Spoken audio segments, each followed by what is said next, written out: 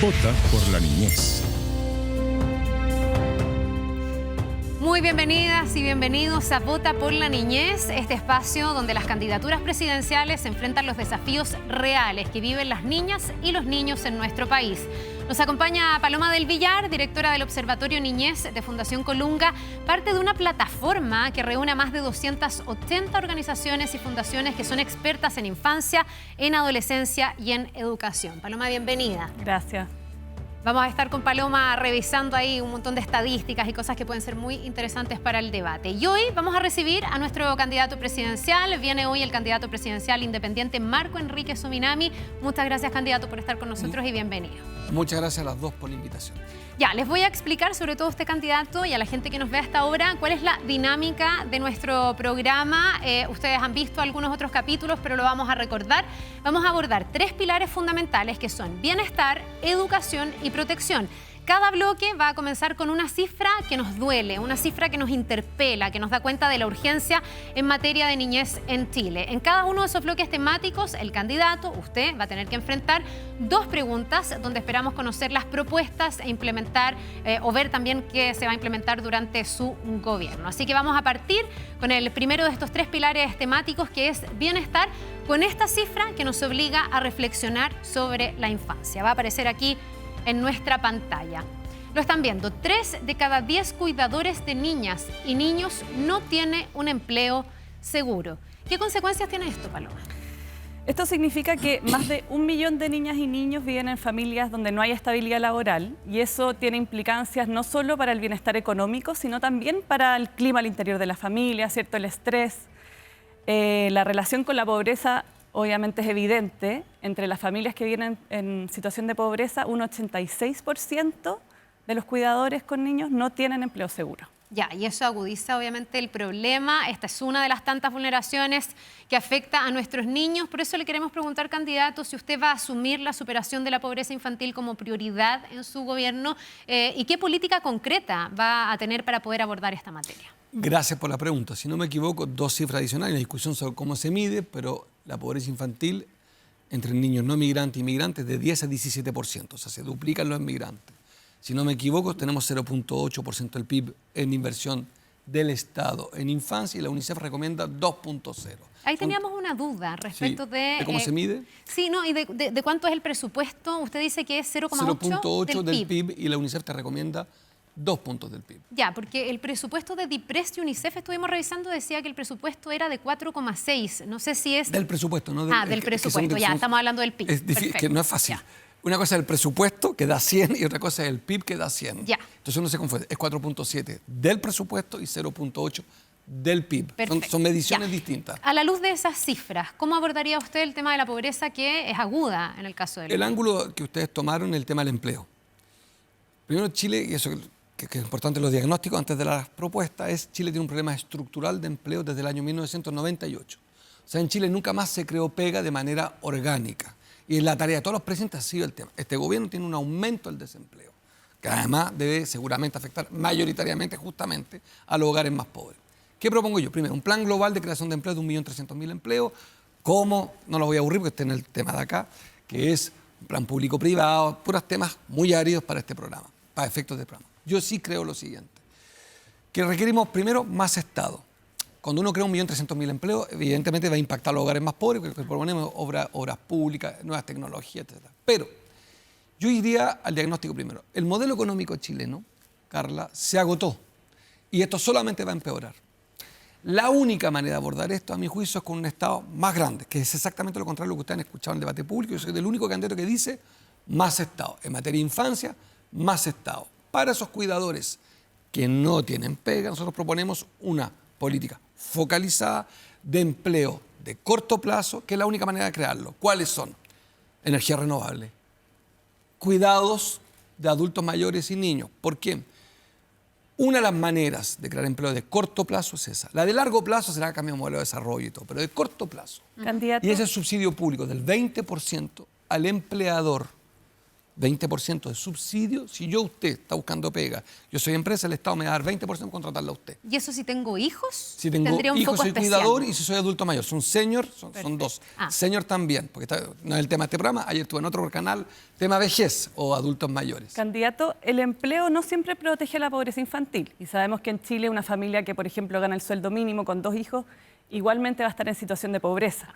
Entonces, ¿cómo va a evitar que en Chile tengamos familias trabajadoras cuyos hijos siguen viviendo en condiciones de pobreza? Ayer estuve con el defensor de la niñez. ¿Y qué es lo que te entregan ellos en esta, que la tengo aquí? No, justo, sí, la tengo aquí. ¿Qué te dicen ellos en la agenda? Que es súper interesante. Que en la agenda de género, aquí hay 2 mujeres, como que el Estado corrigió, ¿no? En todas sus políticas públicas los ministerios están obligados a decir cuánto invierten con perspectiva de género. Bueno, con perspectiva de niñez. No hay. Y lo digo en buena ¿Eso onda. significa transversalizar el tema Que a todos los sectores? Que todas las políticas públicas, una pregunta, ¿cuánto invierte en niñez el Ministerio, voy a inventar, de Vivienda? Con enfoque niñez. ¿Cuánto el Ministerio de Deporte? ¿Cuánto niñez, dije? Que no es lo mismo que tratar. Y quiero decir que creo que nosotros nos hemos ahogado en una discusión muy de educación universitaria y no de educación infantil. Ahora, vuelvo al tema.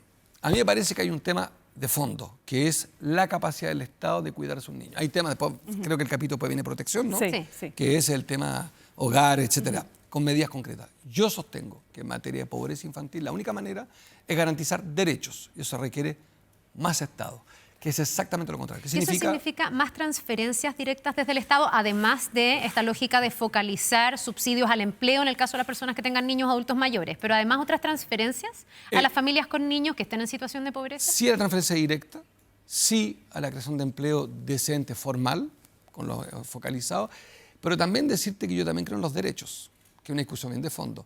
Nuestros niños todavía tienen problemas, como ya sabemos, alimenticios. Después vamos a discutir los temas de participación infantil, no se les escucha, no se les pregunta, no se crea ningún... Esto que ustedes somos 3 adultos hablando de ellos. Esas consecuencias de tener padres trabajando pobres o padres que te cuidan no trabajando, ¿cuáles son las consecuencias exactas que necesitan? Acceso a psicólogos, te faltan especialistas, yo propongo 1000 más en 4 años, que no es fácil, 1000 en especial salud mental, no solo para niños, salud mental. Propongo que 80% de los niños tengan en 30 días acceso a atención en materia de salud mental. 30 días. Ustedes saben lo de la fundación, que se demoran más o menos 90 días. Después hablar de protección, que otra vez. Pero está en una lista. ¿Qué quieren los niños que tienen cuidadores sin pega? ¿Qué te piden? La encuesta que te da la Defensoría de la Niñez, lo que más se quejan que no son escuchados. Que todas las políticas públicas se hacen sin ellos. No se escucha a los niños.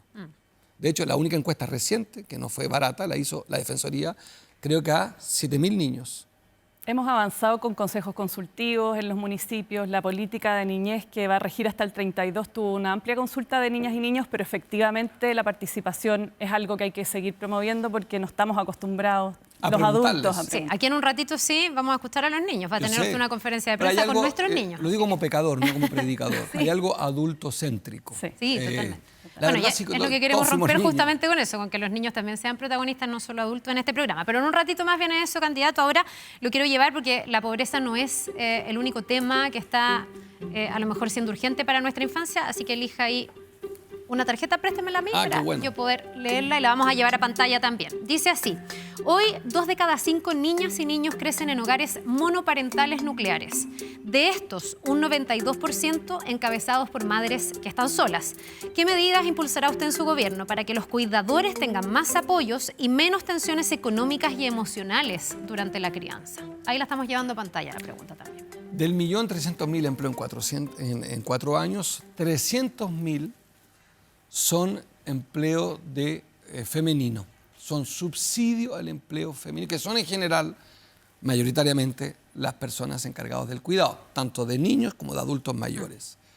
¿Por qué? Porque creo que, volvemos al problema, no hay forma humana de que usted vaya a crear empleo orgánico. Vale decir orgánico, vale decir inercial, y va a tener que artificializarlo. Es la única manera. Esta es mi gran diferencia con el debate público. Y candidato, hay en Chile una tensión en eso, ¿cierto? Porque queremos más empleo, queremos más trabajo para las madres y los padres, pero los colegios duran hasta las 4 de la tarde. Hoy día una madre que trabaja tiene pocas posibilidades de tener cuidado y los niños también, muchos se quedan solos en sus casas, expuestos a distintos riesgos o con pantallas, ¿cierto? Que los terminan cuidando.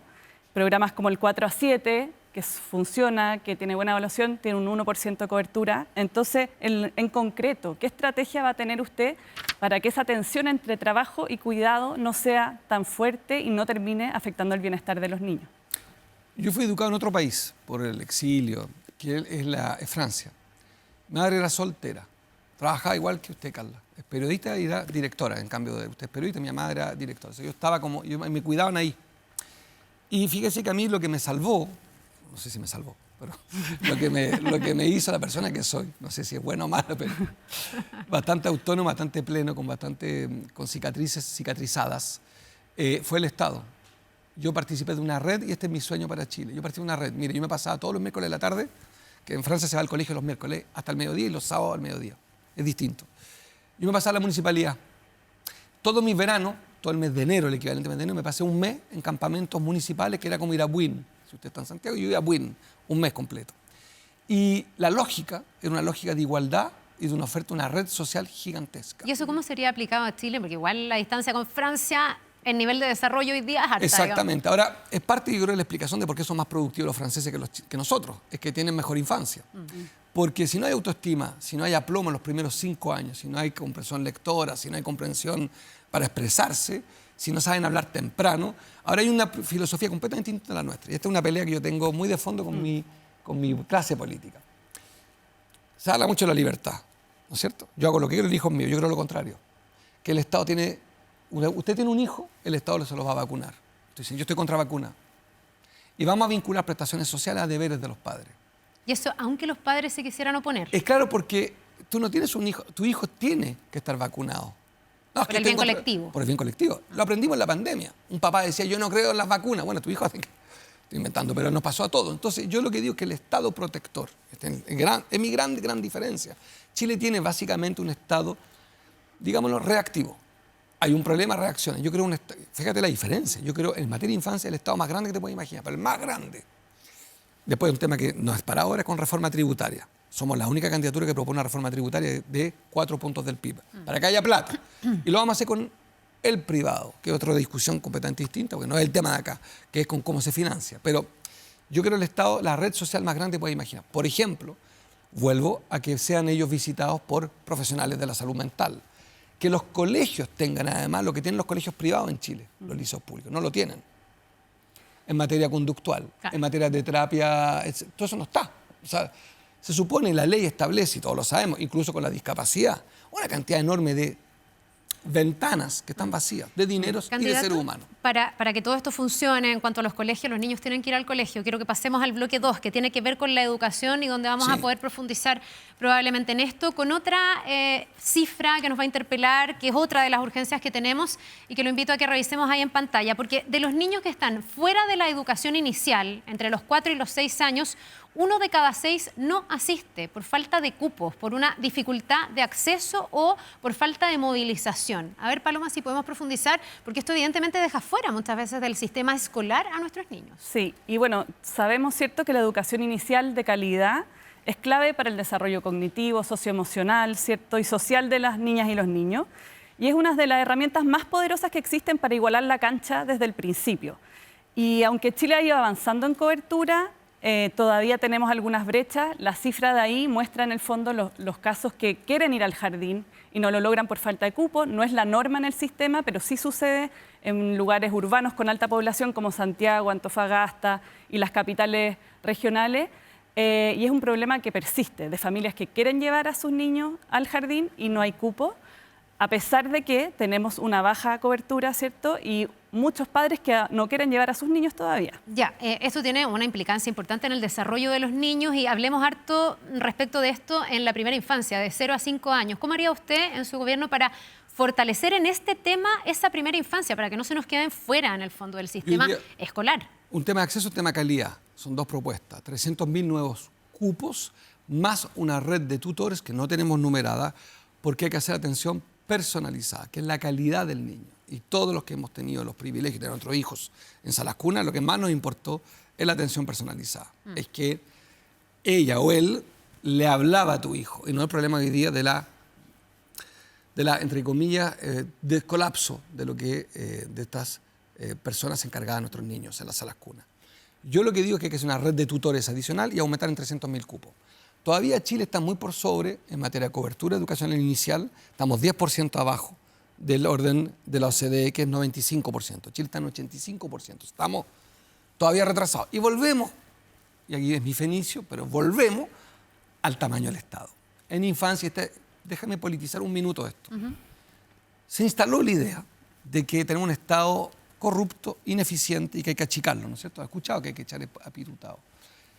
Qué lástima que no estén mis contrincantes para poder debatir con ellos de esto, porque aquí se acaba la retórica en la infancia. Ya, es que aquí queremos saber, no importa que no esté el otro, porque queremos saber cómo lo haría usted. Más en el fondo Estado. usted dice, más Estado, más recursos. 300.000 cupos, una red de tutores. Cuando porque dice, no tengo- perdón, red de tutores, ¿se refiere a cuál es la figura ahí? ¿Son educadores de párvulo? Son educadores de párvulo, pero más personalizados, que puedan moverse dentro de una sala de cuna, que no están asignados a una sala de cuna, que tengan capacidad de movilidad. En una sala de cuna usted tiene 3 niños con dificultades que no son generalmente tipificadas de especiales. Hay cantidad de niños que a esa edad tienen problemas para hablar y que en realidad tienen que ir con, o en el hogar. Ritmo. Y de repente Ritmo de se cada niño. desbloquean, se les libera la palabra. De repente, los que hemos tenido hijos, te pasa que de repente tu hija o hijo a los 3 años, ¡bum!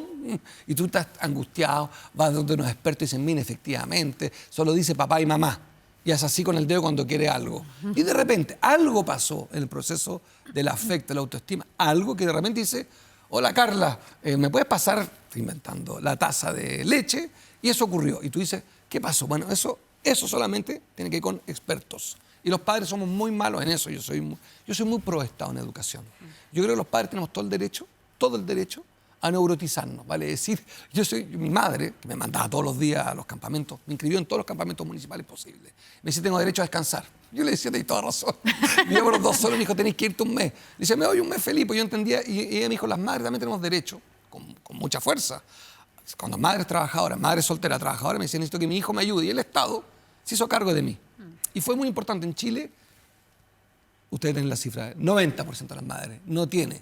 No, debe ser 93, 97% de las madres no tiene nada que te solvente. Salvo si tienes una suegra, una abuela, un hermano, un cuñado, pero no es el Estado que te dice, tranquila. Usted está agotada, yo le cuido al hijo, justamente hasta después de la jornada escolar, 4 de la tarde, que queda hasta las 7 de la tarde. Candidato, usted dice más Estado, ¿cierto? De tener más profesionales quizás. Hoy día hay un proyecto de sala cuna que lleva harto tiempo en discusión y que daría acceso universal de los 0 a los 2 años. También tenemos el tramo de los 3 a los 6 años, donde la educación en Chile no es obligatoria y que tenemos coberturas muy bajas y son las edades donde se cimentan las bases para la lectura, ¿cierto? Para todos los aprendizajes que vienen después. En esa línea, ¿cuál es su propuesta específica para ampliar las coberturas y para que los niños efectivamente vayan a la educación inicial? 300.000 cupos más, o sea, vamos a crear más salas cunas. Sobre el proyecto de ley, leí alguna vez la disputa, es una disputa ideológica, ¿no? Una disputa, ¿cómo se transfieren los recursos? La razón por la cual están peleados, ¿no es cierto? Financiamiento. Sí, pero ideológico, ¿no? Está la discusión en izquierda y Todo derecha. tiene un componente, Sí, pero no, pero algo creo ideológico. que en este caso me informé hace 2 o 3 semanas, para no mentirte, y me llamó la atención que estuviera frenado un proyecto de salas cunas. Raro. Amplía lo que tienen que pagar los empleadores en la cotización para que se vaya un fondo de Está sala la cuna. eterna discusión si se encarece Y el que trabajo. subsidio a la demanda y que además también los privados los podrían ejecutar. Pero el Proyecto tema de es que ley. llevamos 15 años con ese Claro, por tema. eso te digo. Bueno, yo en eso soy un pragmático. Hay una frase de un presidente que dijo, a mí me importa un carajo el color del gato, lo que me importa es que caza ratones. Era un candidato, un presidente chino. Candidato, perdón, ¿y usted haría que la obligación de llevar a un niño a una sala cuna, a un jardín infantil, en este caso una sala cuna, parta a qué edad? Porque hoy día estamos... 6 años. 6 años es la como educación. a los 6 Yo estoy en la años máxima, y yo voy a algunos decir algo que no- proponen adelantarlo. Voy a digamos. perder mucha popularidad. Yo estoy por la máxima obligatoriedad. Ya, pero aquí, yo mamá, tengo un La que hijo los de expertos cuánto, establezcan, un año, 2 desde el años. mínimo que los expertos establezcan, que el apego se produce, el apego que es considerado 6 meses, 1 año, el apego, de ahí en adelante, yo creo que uno están... Yo estoy ¿Hay una aquí. recomendación, Paloma, ahí o no? No, hay países que han bajado la edad hasta los 3 años. 3 años, ya. Y de los 3 años en adelante hay mucha evidencia que Del muestra bien. lo bien que hace la educación de calidad, siempre de calidad. Pensando no en guardería, Por sino eso que yo en sala separé cuna. acceso y calidad permanentemente, pues la red de tutores para calidad, acceso a 300.000 cupos. Pero, vuelvo al punto, este es el bien de fondo. Mire, en los países desarrollados, usted tiene un hijo y el Estado se mete con usted. En Chile, usted tiene un hijo y tú tienes todo el derecho de decir, yo no quiero que te metas conmigo. Yo creo que el Estado tiene que meterse contigo. No en el sentido de obligarte contra tu religión, tu credo, es decir, no, yo necesito que su hijo socialice. Necesito que tenga conocimiento, que tenga herramientas lo más temprano y que viva con otros. Porque hay muchas papás y mamás que dicen, no, yo quiero que mi hijo entre a los 8 años. No, la educación obligatoria, que fue un proyecto liberal por lo demás en Chile, no fue la izquierda. La idea de la educación primaria obligatoria, que es la misma filosofía, es porque los niños deben participar del conocimiento, deben socializar, porque nacimos para vivir juntos. Y ese, de nuevo, está un debate donde tenemos una gran diferencia en esta elección. Algo que sostienen que no, que lo que hay que hacer es ampliar el espacio, la libertad para elegir. Yo digo la libertad para vivir juntos. Si no es libertad, si no es cualquier cosa. La libertad no es no tener cadenas. Candidato. La libertad es tener herramientas, que nuestros hijos tengan herramientas de sociabilización y de acceso al conocimiento. Ya, vamos a la elección de la pregunta relativa a educación. Cambiamos entonces. Ya, pregunta número pues usted 4. usted es la que la Yo lee. se la leo. Pregunta número 4. Muchos docentes se sienten agobiados y poco reconocidos. ¿Qué medidas concretas propone usted para revalorizar la profesión y atraer nuevos profesores, incluso a escuelas vulnerables? Usted ya hablaba de esta red de tutores. Ahí ya hay una formación que hay que hacer de gente preparada y en docencia. Ahí quiero decir que izquierda y derecha, los que han gobernado, han hecho esfuerzo. Yo me acuerdo Joaquín Lavín, ¿te acuerdas que hizo unos incentivos que le fue más o menos? Mira, hay un tema, evidentemente, con las remuneraciones. En la escala laboral es delirante que los médicos, los abogados, estén arriba. En las sociedades de nuevo desarrolladas, los médicos no están arriba. En Chile los médicos ya son la cúspide profesional. Yo creo que los profesores deben ser la cúspide. Ya, pero ¿y cómo se hace? Porque hay un cambio Y después cultural de mejorando revalorizarlos Y también. mejorar las pensiones, que me parece que también es un elemento que angustia a muchos profesores, sabiendo que vas a educar 35 años y tu pensión es de 200.000 pesos. Eso significa otro tema que no es para este programa, el tema previsional. Perdón, ¿pero eso con foco en profesores o me está hablando de una De reforma todos, para de todos? todos, Porque de el todos. tema Las pensiones es para general. todos. Sí, Ya. pero profesores, sí. Mire, los Se carabineros... pasa por lo arduo de los profesores. Claro, pero los carabineros tienen pensiones 4 veces mejor que los profesores. Claro. Y son igual de esenciales. Y a todo el mundo le parece bien que un militar, un carabinero que arriesga su vida, tenga pensión en promedio de 800.000, 900.000 pesos. La pensión promedio de un profesor debe ser 200.000 pesos. Ya, pero focalizado en profesores, ¿mejores sueldos? Se hizo la carrera docente, mejoró, pero Mejores así sueldos, todo todavía mejores no tiene incentivo. pensiones, que me parece un tema, y también aprovechar las campañas presidenciales, que son un momento único, para decir cosas distintas y no escuchar a los mismos de siempre. Para eso una campaña presidencial. Y yo, en esta parte, quiero proponerle algo, que es cambiar el paradigma, la forma, la matriz para pensar. Muchos de nosotros entendemos la educación como un instrumento, ¿no es cierto? Es, me endeudo, pago, o el Estado con mis impuestos me debe dar, liceos públicos, particulares, subvencionados.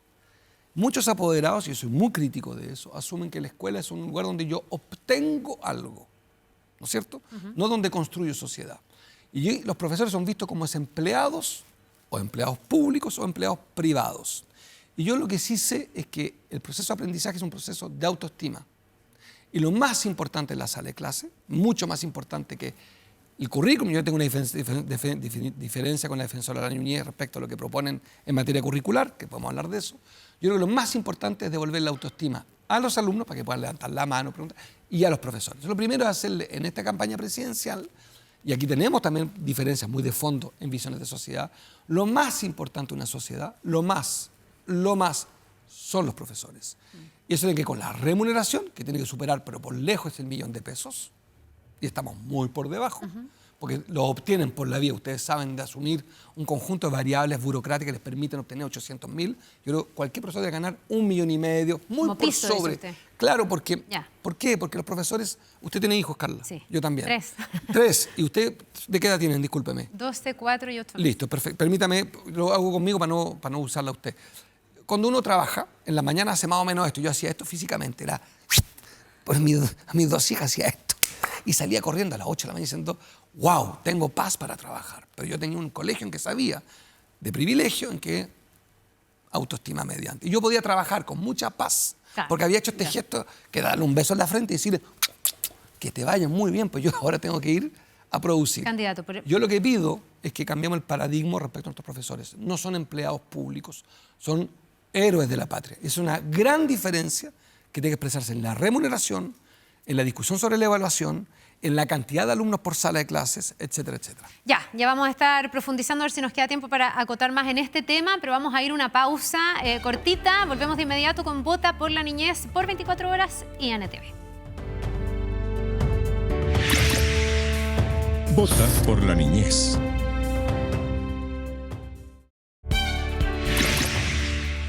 Vota por la niñez.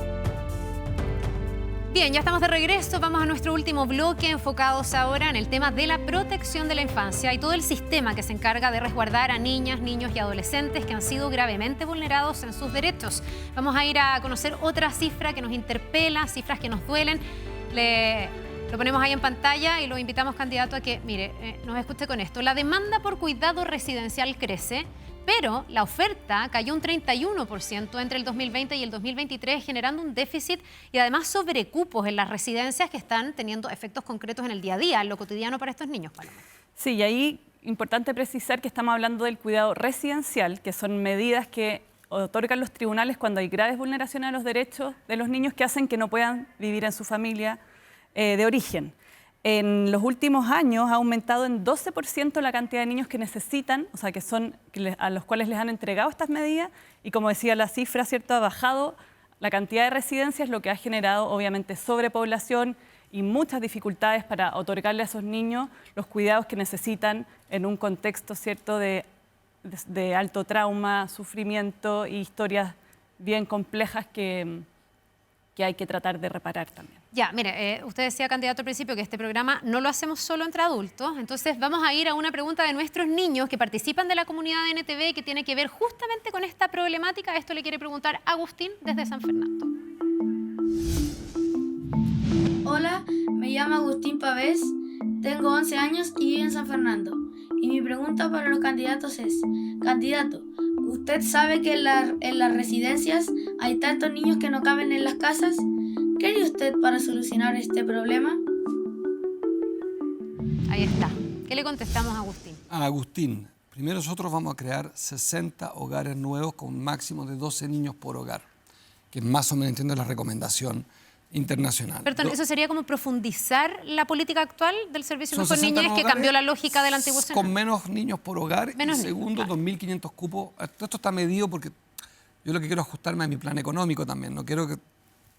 Cuando digo 2.500 no es que, puede ser, tú me dices, ¿por qué no 3.000? No, porque nosotros calculamos que vejez, transporte, energía, los temas de un país. Nosotros decimos 2.500 nuevos cupos. Y después hay un modelo escandinavo que se llama Barnahus, como se llama el modelo escandinavo, que a mí me importa mucho.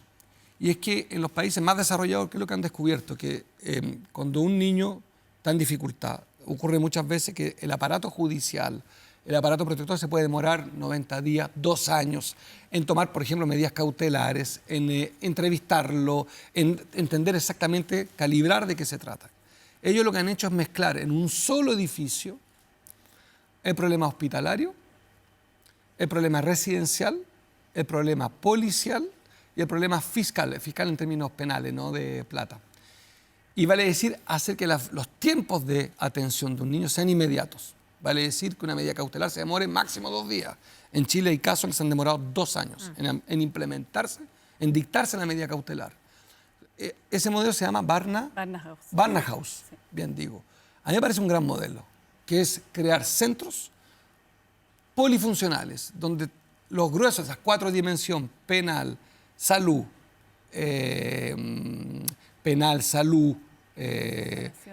no me acuerdo, eran las 4 dimensiones estén ahí.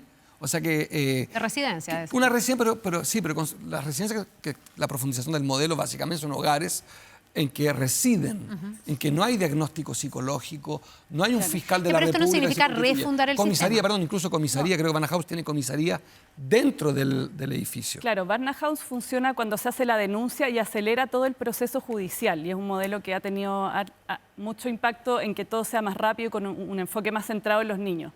Pero hoy día tenemos la urgencia, ¿cierto?, de que a pesar del cambio de Sename a Mejor Niñez, el Servicio de Protección Especializada, seguimos con un sistema colapsado. Con sobrecupos, con listas de espera, y efectivamente necesitamos más cupos en las residencias. 2.500 cupos y 60 los vamos a reconvertir a 12, a hogares para 12 niños máximos, que también es un problema en la Sinam. Yo conozco por ejemplo el de Vía Alemana.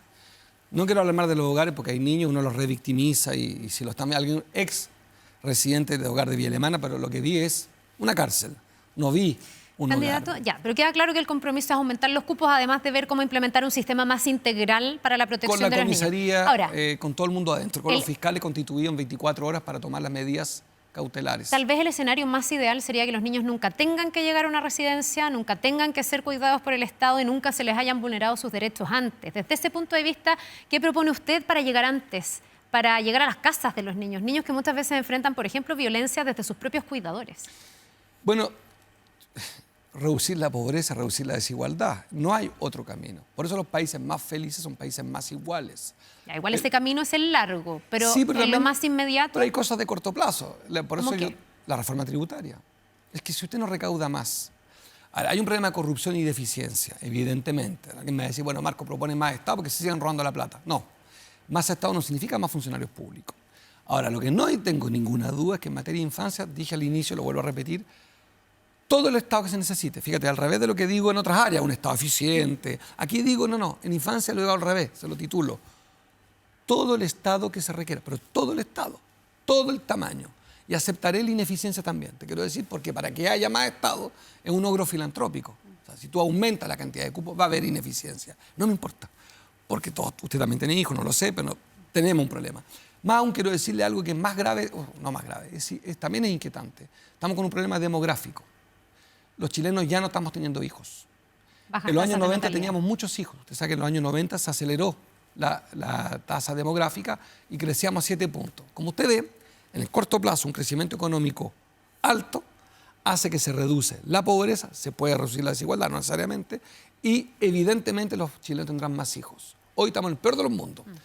Pocos hijos, muchos de estos abandonados en un estado ausente. Candidato, hoy día en Chile nacen menos niños de los que entran al sistema de protección. Entran porque van a programas ambulatorios, y los de residencia, que son los menos, digamos, pero hay alrededor de 90.000 que están siendo apoyados, ¿cierto?, por distintas organizaciones por situaciones de vulneración, negligencia, etcétera. ¿Cómo hacemos para frenar en el corto plazo esta tendencia que finalmente no son solo números, sino que son niños viviendo, pasándolo mal al interior de su familia, familias que necesitan apoyo y además que hay una lista de espera para entrar a estos programas también grande? Volvemos al fenicio. Justicia social, y usted no va a tener justicia social si no hace un esfuerzo público-privado. Es exactamente lo contrario que estamos discutiendo en este ciclo presidencial. Yo vengo en esta elección a defender más Estado. No más funcionarios públicos, pero más Estado. No tengo ninguna duda. El Estado protector para los niños, para los adultos mayores, el Estado estratega para la fuerza productiva, por decirlo así, un Estado arquitecto. Yo quisiera recoger, sí, una pregunta anterior que no puedo dejar pasar sobre el tema curricular, sobre el tema de la educación. Dos cosas. Una, evidentemente el tema de digitalización de 3.000 escuelas es nuestro compromiso. Es poner Internet, que también parece obvio, pero no todas tienen Internet. Y lo segundo me preocupa, y estuve con el defensor de la niñez y lo digo lealmente, porque yo estuve allá y lo quiero decir lealmente. No quiero hacer una crítica artera, pero eso lo dije. Ellos plantean revisar la malla curricular de lo que aprenden nuestros niños y proponen reincorporar un conjunto de materias. Educación cívica, yo soy titulado de filosofía, soy filósofo, no puedo estar más a favor de una formación, pero me quiero aquí voy a correr más por derecha que por izquierda, en el sentido más de conservador, no de ideológico. Lo primero de un niño es que sepa matemática. Y que sepa leer. Exactamente, comprensión lectora. Las dos cosas. Sin comprensión lectora y sin matemática. Entonces yo ahí tengo una diferencia con la izquierda que gobierna. Un buen ciudadano, que es la tesis del ciudadano global, es que tiene que saber de sustentabilidad, los niños tienen que aprender de miles de temas y les van agregando al currículum. Educación cívica, medio ambiente, cambio climático, filosofía, en fin, y yo ahí tengo una diferencia. ¿Usted priorizaría matemática y lenguaje, por ejemplo? Se van a enojar en mi familia política, pero quiero decirle que yo estoy por reordenar la conversación. Sí, yo conozco una cantidad de niños que no tienen idea de matemática. Y no saber de matemática es muy grave. Para que yo llegara aquí puntual con usted y ustedes estuvieran puntual, fue un problema matemático. No, y si no comprendo lo que leo, ni siquiera comprendo el problema de matemáticas. Más grave, yo sostengo que el Más 70% de los chilenos, nuestros niños, no entienden lo que lee, pero algo que la consecuencia más grave. Le cuesta expresarse. Claro. Porque no, como el sujeto predicado, la introducción, desarrollo, conclusión, tesis, antítesis, síntesis, que es fundamental a esta conversación. Ustedes hicieron preguntas que tenían un sujeto predicado y yo tuve que poner un contexto, un desarrollo y una conclusión. No hay forma humana que seamos buenos amigos, buenos ciudadanos, si no entendemos básicamente Ya. la capacidad lectora como la capacidad expresiva. Tema muy importante y bien profundo, candidato, pero estamos llegando al final. Me toca otro El ejercicio. tiempo también nos apremia. No sé, esto lo vamos a hacer con todos los candidatos, pero queremos plantearle una última pregunta que se la planteamos a todos los candidatos, de hecho, que es, ¿cuál le gustaría a usted que fuera el titular, una vez que usted termine su gobierno, en materia de niñez, el legado que usted deje en este sentido? Cero pobre en cero pobre. 10% pobres, depende cómo lo midas. ¿Eso es general?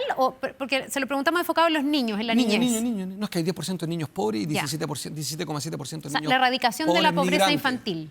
Es que es la única prioridad de un presidente. O sea, se lo puedo decir en términos, va a sonar más grande, pero la única razón por la cual vale la pena luchar, soportar la maledicencia, el debate incómodo, lo que yo he vivido, que han sido 11 años de pesadilla desde el punto de vista reputacional y de pelea, es los niños. Es lo único que vale la pena. Es lo único, Carla, que vale la pena. Todo lo demás, discutamos de energía eólica, me están preguntando, como les contaba, mi política en materia de cinturón de seguridad. Todo eso está subordinado a una sola cosa. Y por eso felicito y acepté este programa, porque es el centro. Y lo digo sin pelear con su gremio. Entiendo, en los debates presidenciales no nos preguntan por infancia. No los critico, porque está la economía, Bueno, la inmigración, son muchos temas. esa era la idea, darnos Entiendo el mucho. tiempo. Entonces, qué bien que ustedes hayan hecho foco en algo que no nos preguntaron en el debate pasado, y lo digo en la mejor onda, porque entiendo, éramos 8 candidatos y poco tiempo. Ya, Bueno, bueno. apareció el tema infancia. Ha sido interesante también tener esta mirada, Sí, candidato Marco Enrique gracias. Muñoz, le queremos agradecer por haber estado con nosotros. Gracias a Muchas las dos. gracias, Y le vamos a candidato. agradecer a Paloma, por supuesto, también por tu valioso aporte, por el compromiso con el que trabaja en temas de infancia en Colunga. Y así estamos terminando esta edición de Vota por la Niñez. Muchas gracias por acompañarnos. Que tengan un excelente día. Nos vemos.